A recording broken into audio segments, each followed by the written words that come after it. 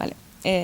Egunon, gaur Talaia Feminista unean berreun feminista bildu gara EHUko Sarrikoko fakultatean.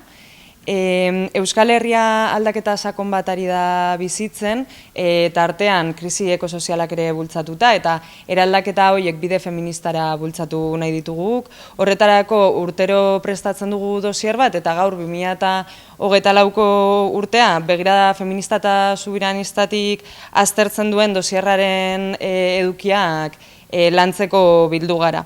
3 gai nagusi aztertu ditugu, alde batetik koiuntura analizia egin dugu 2024ko gertaeren inguruan, eta hor ikusi dugu indarkeria sistemikoak areagotzen ari direla esparru askotan. Bestetik berdintasun politika eta egituren inguruan ere aritu gara, hor eraginkorrak eta eraldatzaileak nola izan daitezkeen aztertzeko, eta hirugarrenik osasun mentalari dagokionez ere bai, sistemaren porrotaren eta sistemak eragiten dituen indarkeriekin lotura zuzena duen sufrimendu emozionala aritu gara, eta baita sufrimendu horren aurrean ardura kolektiboak hartzeaz ere.